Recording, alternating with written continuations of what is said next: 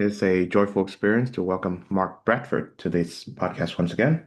He works at the Word on Fire Institute, where he is the fellow for persons with intellectual disabilities and intellectual and developmental disabilities.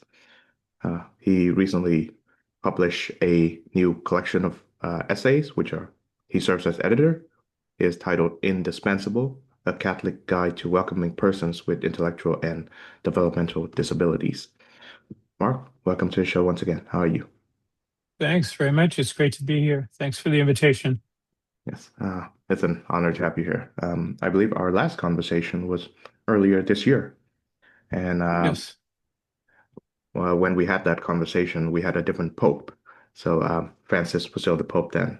He passed away shortly after Easter, and now we have new Yes. pope, Leo.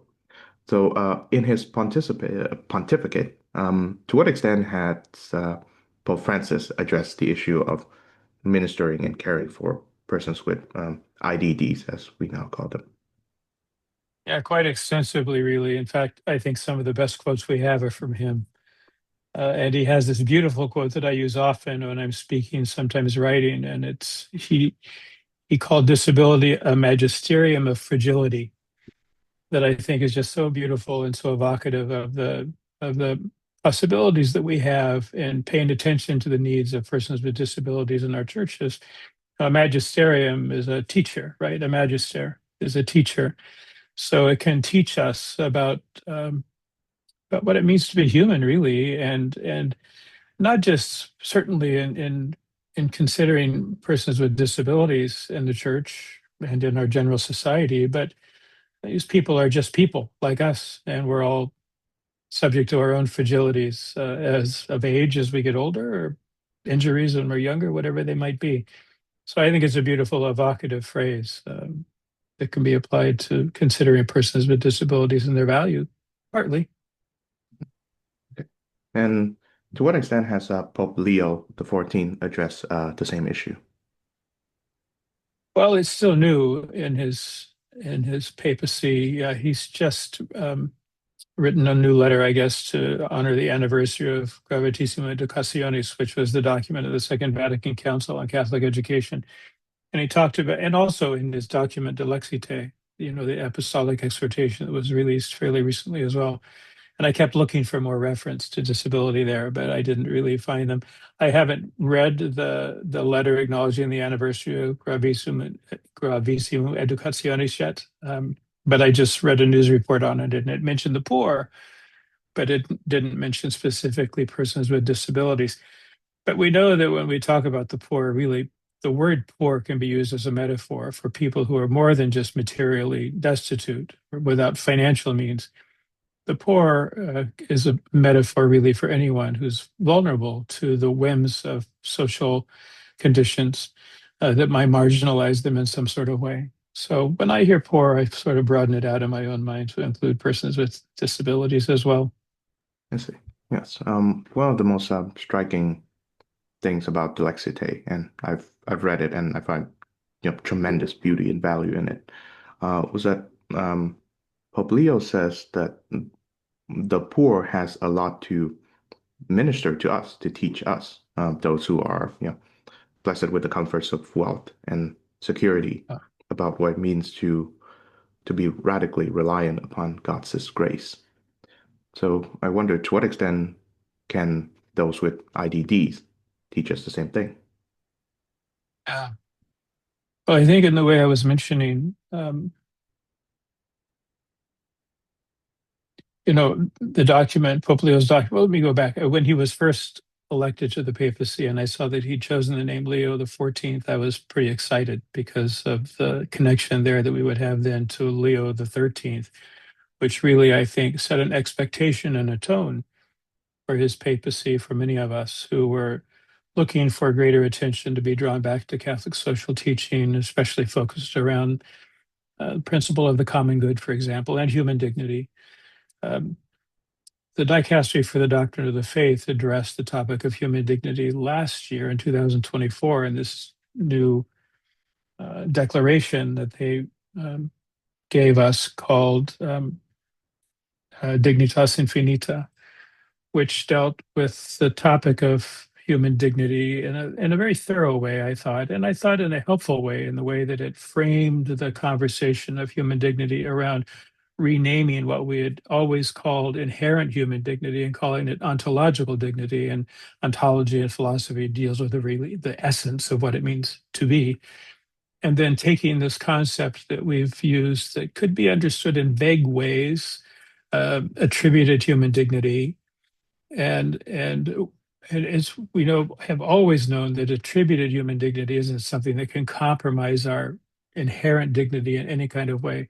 But I think what that document provided for us was a broader understanding of what that really means by breaking it down into various categories. Moral dignity, social dignity, and existential dignity, I think, are the categories that it provided. So when we're talking about the poor, of course, moral dignity, if someone compromises their moral dignity, you might do it through serious sin. For example, someone who is involved in pornography or someone who cheats on their spouse and causes scandal and can bring in scandal to themselves and scandal to the faith through their actions. But social dignity is where we really start to think, I think, of the conditions of society that can cause us to view people with disabilities and other under that broad metaphor of the poor in ways that are compromising to how they're viewed in society.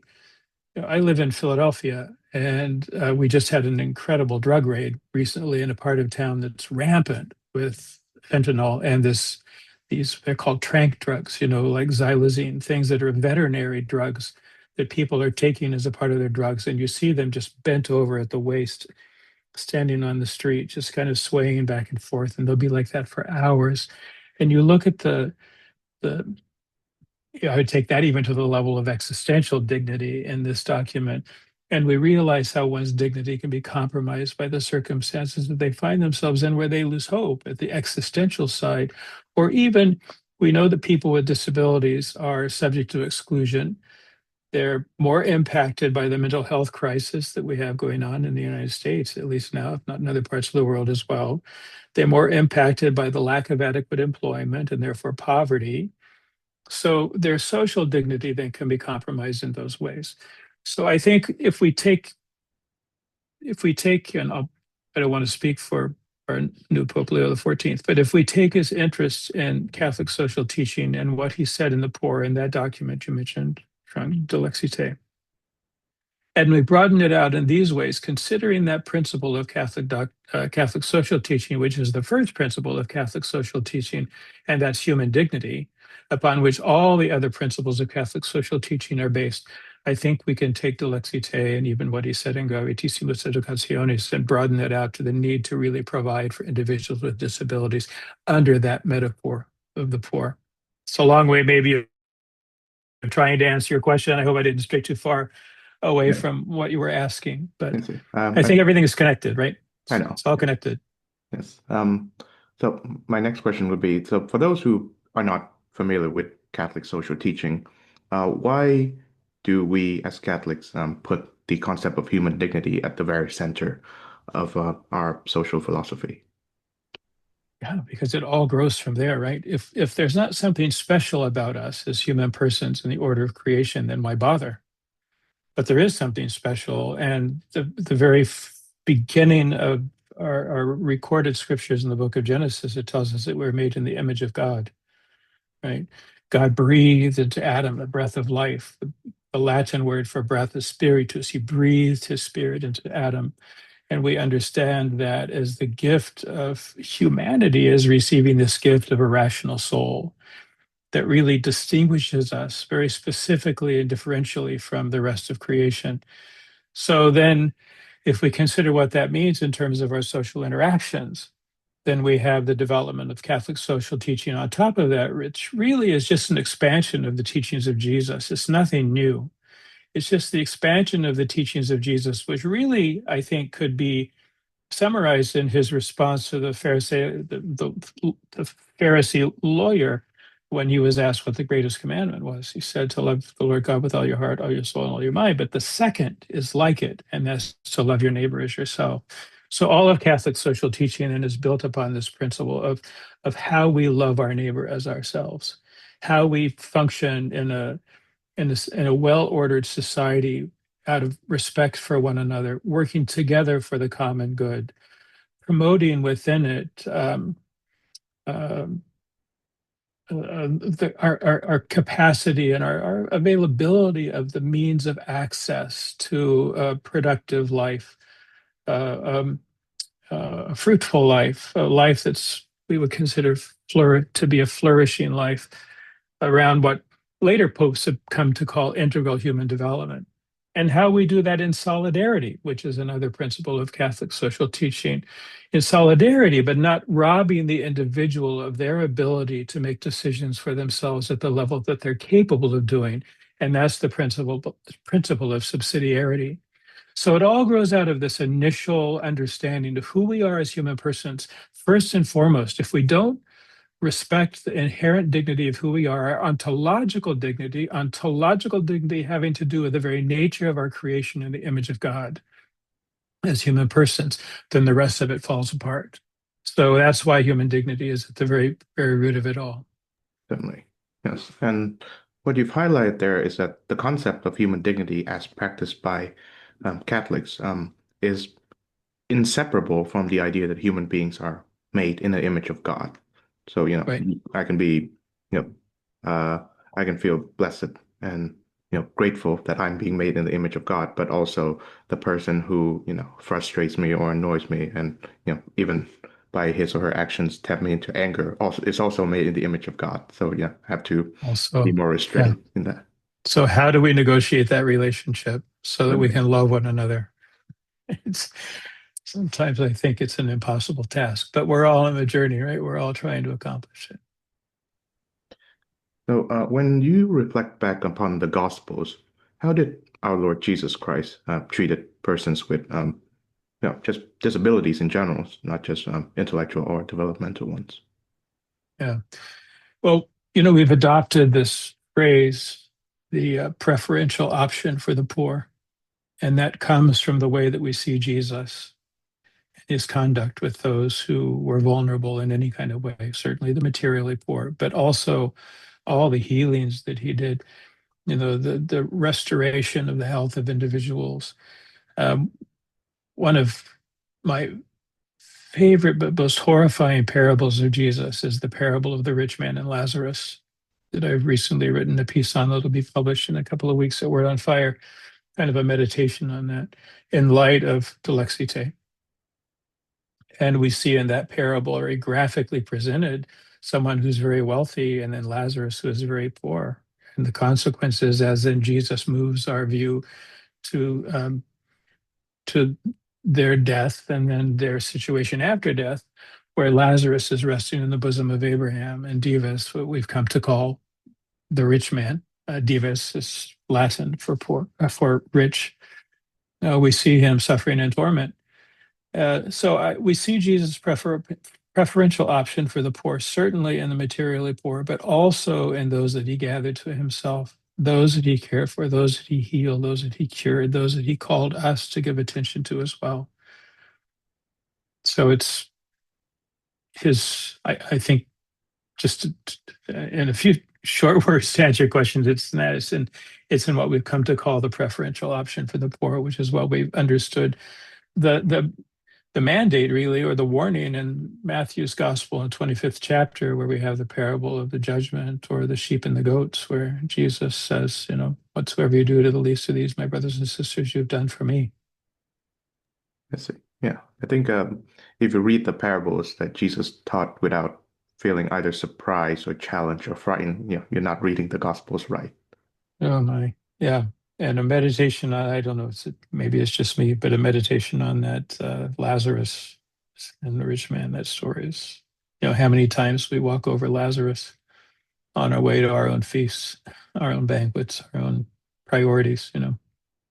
Certainly. Yes. Okay. So the I call it the heading or of the sorry, the epigraph of the book features the verse from St. Paul's letter to the Corinthians. So if you permit me to quote, there are many members, yet one body. The eye cannot say to the hand, I have no need of you, nor again the head to the feet, I have no need of you. On the contrary, the members of the body that seems to be weaker are indispensable. So that last word lends the title to the book. So Yeah. give us a little meditation on why and how you've came to this title. Yeah. The title, I have to say, was suggested actually as we were working through options and trying to decide on something by Matt Becklow, who is our director of publishing. And I thought it was just perfect because it captures really that essence, the indispensability of everyone, but of those who we would tend to discard, those who we would perceive as being the least, as really being the indispensable. Going back to this idea of this parable of Lazarus and the rich man, there was a rabbi in the second, third century, I don't quite remember when, um, who essentially, and I don't know that it was intentionally to reflect on the gospel, probably not, but the rabbi said that the rich need the poor more than the poor need the rich. So that was from the midrash of that tradition. And if we really think about that, in light of the parable that I just mentioned of Lazarus, the rich man, we can see the reason that the least would be indispensable, because their gift to us is the possibility of our salvation and the way that we can come to learn to love, as Jesus has asked us to love. So that's the reason that title indispensable resonated so well with me, I think, is because really what we're trying to help people understand is just that those who we tend to step over, who we tend to look past, are really the ones that we need to be focusing on, because that is what opens our hearts up to the love that Jesus commanded of us. And that's a hard lesson for all of us to learn. So that's the gift, that those who are indispensable, that's the reason that the least are indispensable, I think, is because how we treat them, how we care for them is the measure of our salvation, I think. And we're going back to Matthew 25 and that parable, Jesus, at the end of Matthew 25, he said it right there. And I think, those of us who grew up in the scripture, we tend to just hear things so many times that they might lose their impact and their power. But if you really go back, as you were saying, Chong, if you go back and read those passages and you're unmoved by them, then no, not really reading very carefully. We become too used to them, I think, and too numb to the conditions in our own society. This is the book, if anyone wants to see the cover. Yeah, So certainly. this is indispensable. Mhm. Yeah, I'd like you to tell me more about the cover. Yeah. Well, this handsome guy on the cover happens to be my son. That's my son, Thomas.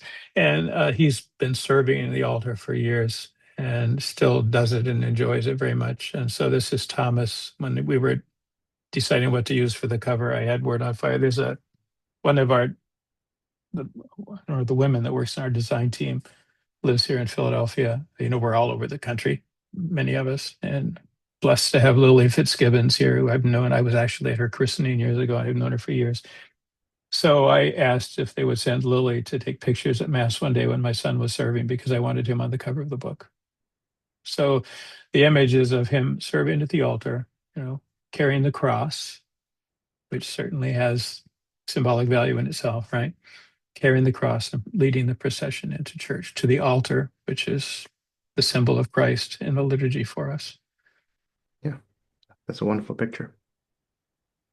And God bless Thomas. Yeah, he's great. So, reflecting on your previous response, what are some ways in which, your society, so American society, became, I suppose, in your words, numb to the realization of the preferential treatment of the poor? Prosperity, I think. I think, and again, these were the warnings. These were the Pharisees, right? These were the scribes, the Pharisees, the rich in Jesus's time, that he always gave these warnings to. I think our prosperity kind of numbs us to the needs of others unless there's something reminding us that we need to be attentive to them. There's just something about wealth, that other phrase of Jesus that it's easier for a camel to pass through the eye of a needle than for a rich man to find his way into heaven. He said that for a reason. I think it's really true. There's something about our prosperity that's corrupting, and that we have to really work hard to try to overcome.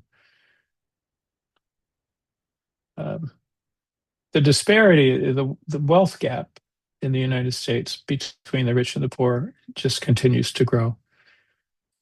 The top 1%, uh, the richest 1% in America now, I think, is it 37 to 40% of the wealth, something like that. And the bottom 10% is has no accumulated wealth at all. In fact, they're mostly in debt, impoverished. So we have 1% of the population who is just so incredibly wealthy, and we have the bottom 10% of earners or unemployed as essentially being, in negative numbers. Oh well. And if you look at that globally, it's even worse, actually. The number grows to something like 53% of the wealth is held by the top 1% throughout the world. So, and that wealth disparity only continues to grow as our culture shifts more and more to a technological orientation, of course, and there are more and more populations who are caught in situations of poverty, and many of them who have given up on employment even. So it's a tragic problem, and it's a problem that Catholic social teaching strives to address. But you can even go back to St. Thomas Aquinas, and you can even read in St. Thomas that where he essentially said, and I think St. John Chrysostom also mentioned something about this anyway. I think I could be wrong about that, but whatever someone has that's in excess of what they need for their own life is essentially the property of the poor. That's we call that the universal destination of goods in Catholic social teaching, which is a difficult concept for all of us to grasp, I think, and how we appropriate that within our lives. Yes. Yeah, I remember reading a homily of St. John Chrysostom where he said that he was treating the same parable that you've cited, the Lazarus and the rich man one. I think he commented, well, the rich man can say, well, I didn't steal from anybody. All of my wealth is Right. earned, legitimately.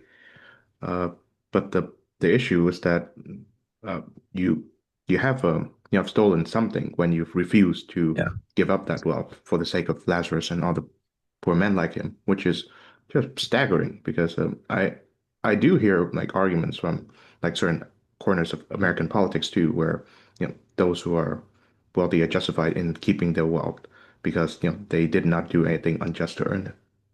Yeah. Yeah. That's the quote from John Chrysostom that I was thinking of. That's exactly it.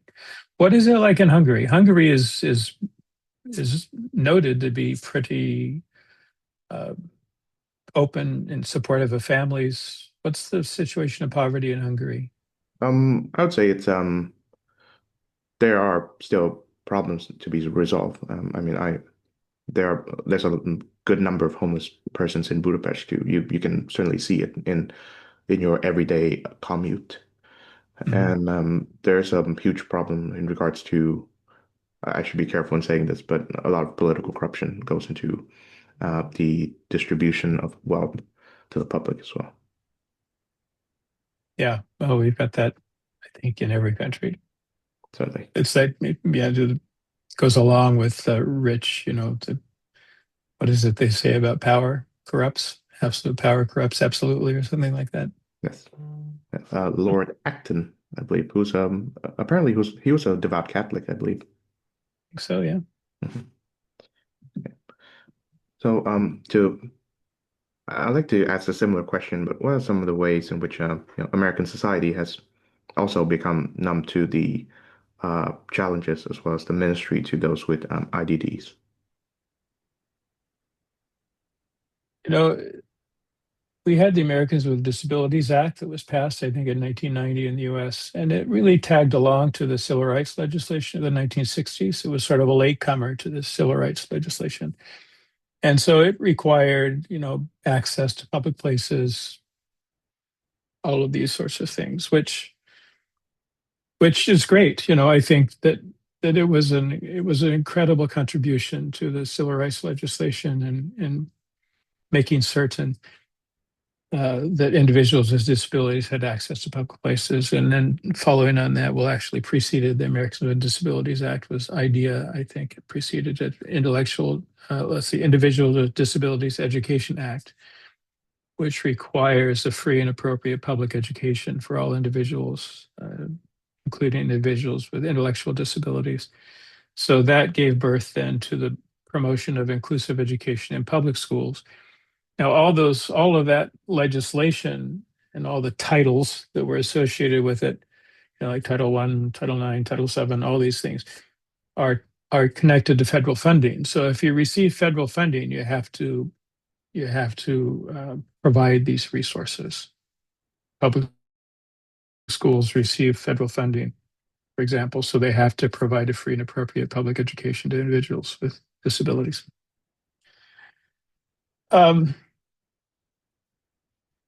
we've seen movement in the US toward employment. When I was growing up, you never saw an individual with Down syndrome or other disabilities much at all anywhere. Maybe physical disabilities, but certainly not intellectual developmental disabilities, at least at any that I was aware of. I'll speak for myself. I can't speak for everyone else. But now, I went to the grocery store yesterday and there was a young woman with Down syndrome who was working in the grocery store, working on a sign there. You see that more and more often now. So there are efforts to raise awareness of the needs of individuals with disabilities and provide employment. There is inclusion in public schools. The Catholic Church is way behind in inclusion in Catholic schools. Um, So I think there have been efforts to address the issue bit by bit. President Trump just came out and talked about the value and the beauty of individuals with Down syndrome. It's Down Syndrome Awareness Month in October when we're having this discussion at the very end of it. So I think there's some awareness being raised there. We have individuals in government who have children with disabilities. I'm thinking of our Supreme Court Justice Amy Coney Barrett, who has a son with Down syndrome, for example. That's public knowledge. There was another congresswoman from Washington State, Kathy McMorris Rogers, who's now left Congress and I think gone back home. She had a son with Down syndrome and did a great deal in the legislature when she was there to increase funding for research into Down syndrome through the NIH. So there have been these efforts, I think. There's a much more public presence of disability, a greater awareness of it now, thankfully, to the impact of the Americans with Disabilities Act, education, public school education at least. So there's some awareness, but it's sort of in the same category of other social needs. There's always more to be done. I think there's always more to be done. Of course, we also have the incredible challenge that's presented by prenatal diagnosis and abortion, which taints the environment by really promoting the idea that you may not want to have a child with a disability if you can find out through a prenatal diagnosis that you're pregnant with one.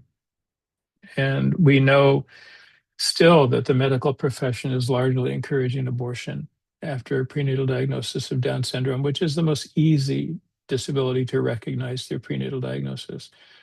But as genetic sequencing and prenatal diagnosis becomes more sophisticated, that's broadening out to more and more disabilities too. So trying to say we're really mixed. We have that kind of a split personality with regard to disability. So in some ways, we're trying to provide and make more visible and more welcoming individuals with disabilities in our culture, while at the same time we're working on becoming more sophisticated in our ability to prenatal diagnose disabilities and offer abortion as an alternative. The Down syndrome population, for example, was it 2022? Might have been. Researchers discovered through doing some research that this population of individuals living with Down syndrome was 63% what it would have been, I think is the number, 63% what it would have been if there was no prenatal diagnosis and abortion. This gives some indication of the impact of abortion on the population of individuals with Down syndrome. As IVF is more broadly used, and as there are companies being developed who are developing algorithms to use in a more sophisticated way in the IVF process, we're also screening out people who are using IVF, which the church certainly doesn't approve of to begin with. But IVF is being used by this whole new pronatalist movement in the United States to create engendered children, manufacture, you might say, children by doing high level analysis of the gametes that are chosen in the first place. If it's not going to be the spouse's gametes, there are catalogs where you can go out and shop for sperm and eggs, or by taking and evaluating the embryos that are engendered through IVF processes to be highly selective of what it is that you can search for. So, we're living in, I think, Sean, I think we're kind of in a dividing point here. There's something going on where there's this very successful and growing movement to screen out and eliminate any disability from their culture, which is, it's nothing new. We call it eugenics. It was certainly eugenics in 1927 when the Buck versus Bell decision was made at the Supreme Court that authorized the sterilization, involuntary sterilization of women with disabilities so they couldn't reproduce, to what we have now when we're using IVF and advanced reproductive technologies to screen out individuals so that they never even have a chance to live. So how are we caring for them? We're providing way too long answers to your questions. I'm sorry, but as a culture or a society in the United States, are we providing for them? I think we're better than we were. I think they're becoming more visible and more accepted, more cared for in society. But at the same time, we're trying to eliminate them. Of course, we cannot talk about Down syndrome without invoking the venerable Jerome Lejeune, scientist. Yes. Um, I read that when he learned that his discovery that Down syndrome is caused by an extra chromosome, um, to be used for the technology that would become prenatal screening, um, to eliminate fetuses with these disabilities, he was horrified because he couldn't believe that his discovery would be used for such malicious purposes. So I wonder, how can we assure that research that can better our understanding about Down syndrome and other intellectual and developmental disabilities be used to help those with IDDs rather than harm them? Yeah, well, I think that's just a difficult question. You're right. Lejeune saw the writing on the wall. In France, in the United States, the Roe v. Wade decision was handed down by the Supreme Court in 1973. In France, the Veil laws, as they were called, were passed in 1972, which authorized abortion, which opened the pathway to, prenatal screening, which then was amniocentesis, which was used for the first time to identify a disability, I think in 1962 or 63, I could be wrong about that date, but right around the same time. So I think that the commitment to research is growing in the US, which is a good thing. When I started the Jerome Lejeune Foundation of the United States in 2012, funding allocated at the NIH, National Institutes for Health, for research into Down syndrome was, I think, $18 million. And now I think it's over $80 million, if I'm not mistaken. So from 2012 until 2025, so 13 years later, it's grown substantially. And that's largely thanks to people like Kathy McMorris Rogers, who I mentioned earlier, and also Diana Bianchi, who runs the National Institute for Child Health and Human Development now, who's very committed to Down syndrome research. And the various foundations that we have in the United States who are doing excellent work in promoting research, care, and advocacy for persons with Down syndrome. So I think what we do is we continue to work down this path. We continue to make certain that there's research funding available to improve the lives and the conditions for individuals with intellectual and developmental disabilities. And how we deal with the problem, the eugenic problem, is such a huge question because it's the medical profession is promoting it. And you can see in the statistics of the number of members of ACOG, for example, the American College of Obstetricians and Gynecologists, who favor abortion in conditions of the discovery of a non-lethal fetal anomaly like Down syndrome, much less those that would be considered lethal. And there's even some question there around things like trisomy 13 and trisomy 18 now. The children are being born and living longer with those trisomies as well now. So I think it's continuing to use the research, certainly the scientific research that is being developed to improve. I'm in favor of research that is trying to find ways to improve cognition. Jerome Lejeune was certainly in favor of that. He made the claim that the only way to save them is to cure them, which was his comment during his lifetime. That doesn't look like that's anywhere close to on the horizon, if ever, at this point.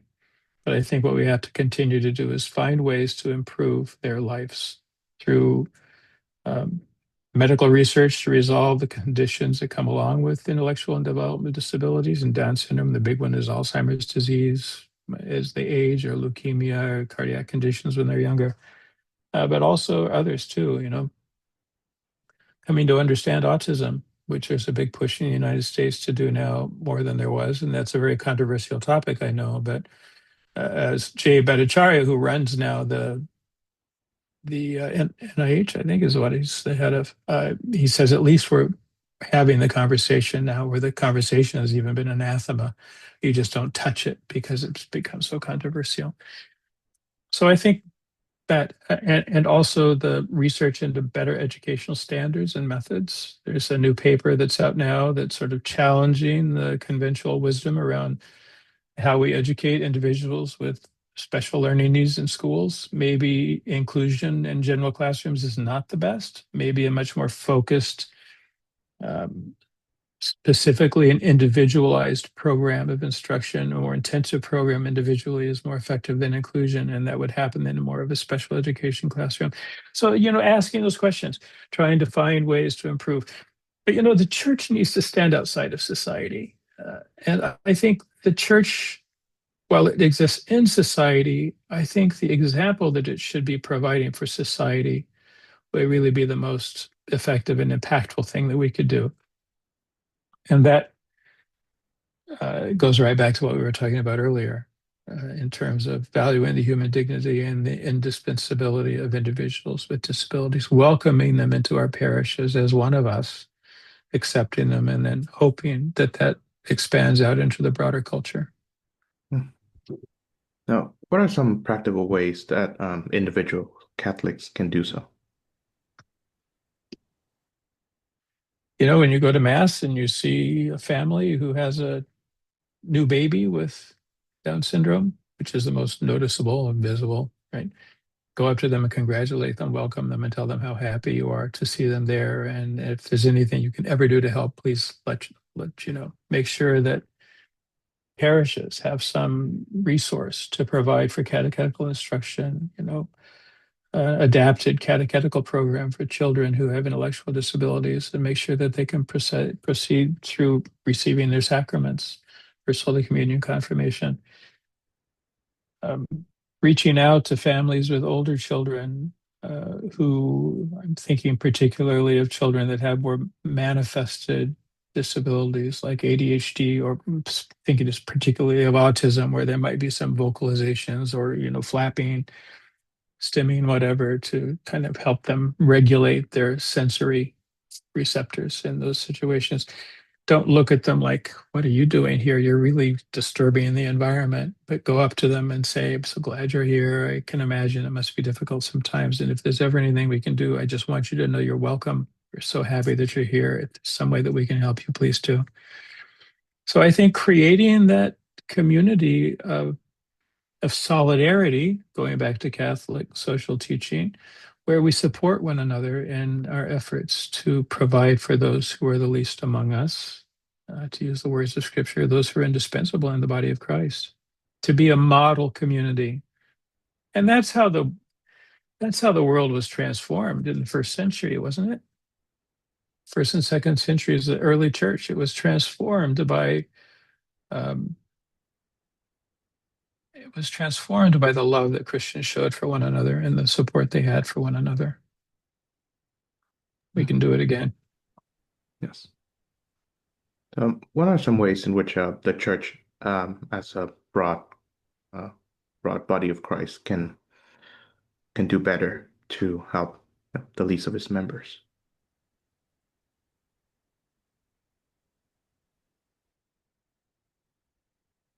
So the US bishops in 1978 released their first pastoral statement for persons with disabilities. And in that statement, one of my favorite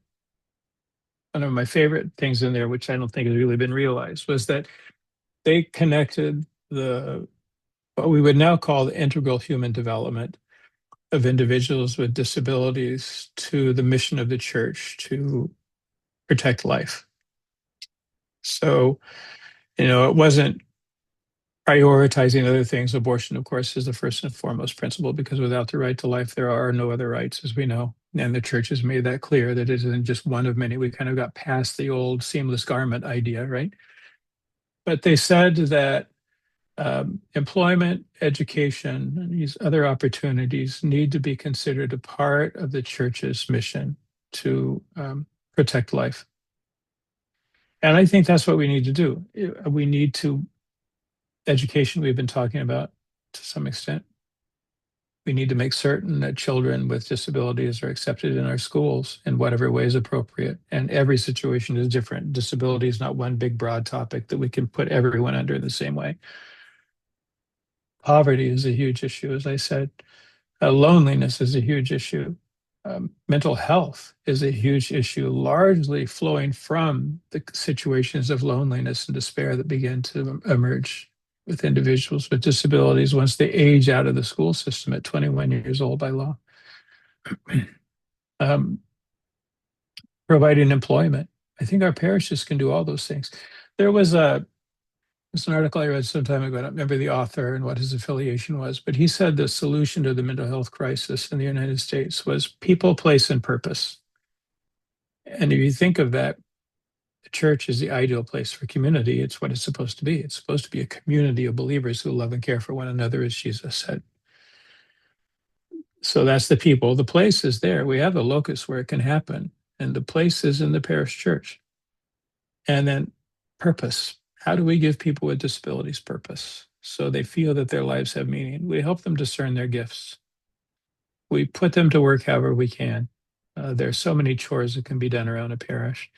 We create opportunities through youth and young adult groups or older adult groups where they gather together for ongoing faith formation and we make those inclusive. So we bring in peer mentors that can come in and can work with individuals and befriend them and make them feel like they're part of the parish. There's so much that can be done. It's really happening beautifully in some places, but not in many places around the country now, relative to the size of this country, the number of dioceses and parishes that we have. So very practical, very simple ways. Doesn't cost really anything. Just requires some commitment of time and intentionality. Um, so this may be a challenging one, but do you believe that Catholics with intellectual and developmental disabilities can be ordained? Mm. Yeah, it is a challenging one. And again, uh, it depends on the individual. So, can someone with autism be ordained a priest? Yes. Father Matthew Schneider is a priest, Legionaries of Christ priest who has autism, but he has, level one autism. He's pretty, might have called it Asperger's in the day. And he functions very well and he interacts with people very well, but he is a priest. So in some cases, yes, we know there are some.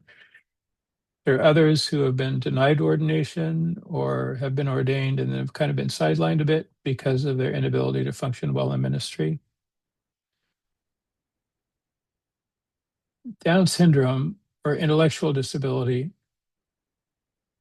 would really depend on the individual. Now, I know of a situation where I know the mother of a young man who's been accepted into a religious community who has Down syndrome. He's a pretty exceptional young man and has a degree in theology from Franciscan University in Steubenville.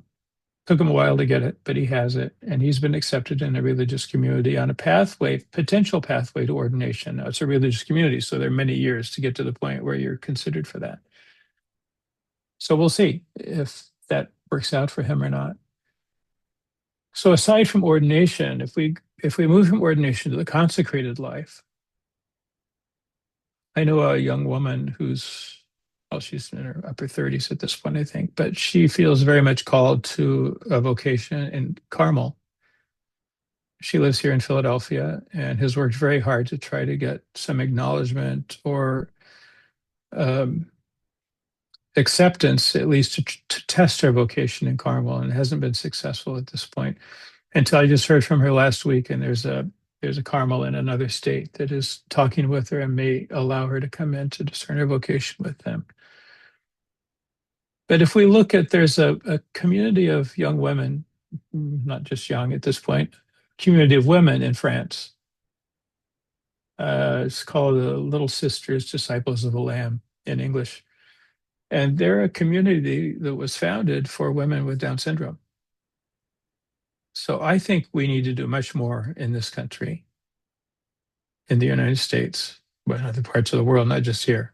That's the only community I know of. Hopefully, there are more elsewhere. But we need to do more to try to provide for women and young men who believe that they have a vocation um, to give their lives to Jesus and to pray for the world. There needs to be a place for them to do that. So yes, I think ordination is a more difficult question because there are a very specific set of requirements there, even by canon law, I'm sure.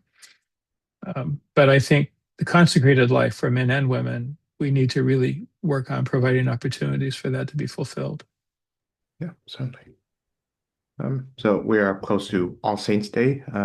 We're recording this on October 28th. Um, what are some saints of our great Catholic tradition that can be either be of patronage to those with IDDs or those who themselves, have IDDs? Yeah.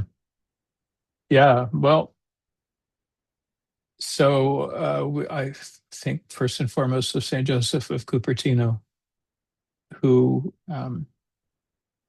sort of had a nickname, the Gawker, because he walked around with his head off to the side and his mouth hanging open and had a really hard time with his studies and finally was ordained a priest, but it was really difficult for him to get there.